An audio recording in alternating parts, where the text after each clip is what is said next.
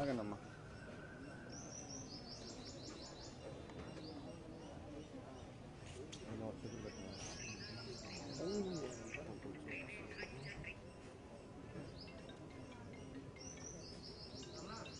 అన్నా పక్కరా అన్న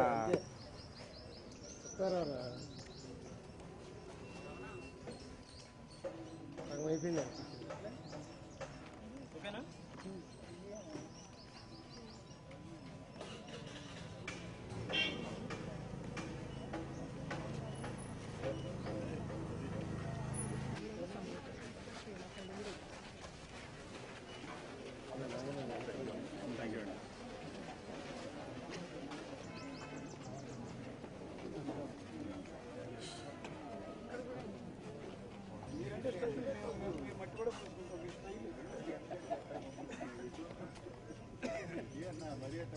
మట్టుంది కదా అడిగారు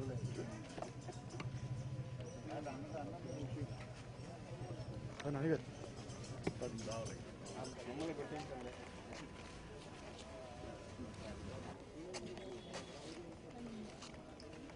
సార్ సార్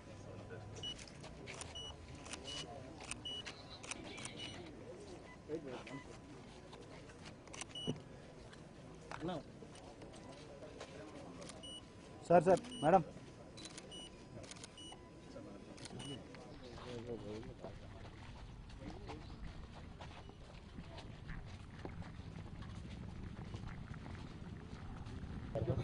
వైలు వైలు వైలు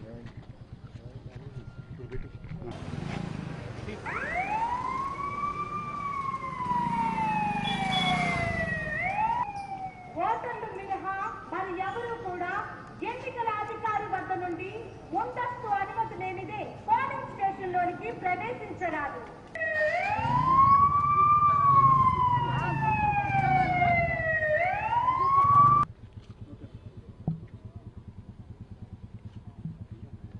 ఇవాళ ఓటు వేయడం జరిగింది ఇక్కడ విజయవాడ ఈస్ట్లో కరెన్సీ నగర్లో.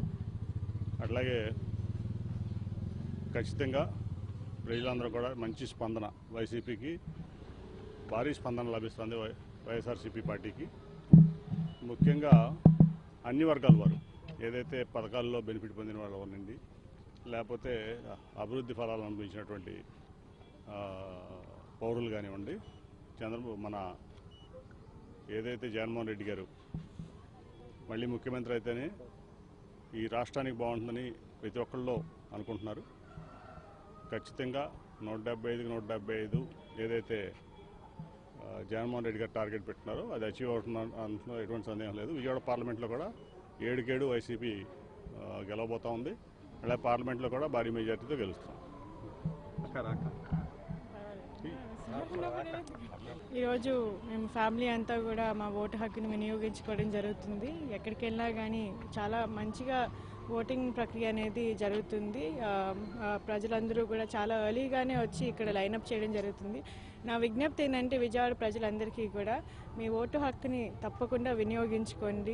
అలాగే ఒకటి ఏంటంటే అప్రమత్తంగా ఆలోచించాల్సిన అవసరం ఏమిటంటే మనం బస్సులో వెళ్తున్నప్పుడే మన సీట్ పక్కన ఎవరున్నారు, మంచోళ్ళా కాదా అని చూసుకుంటాము.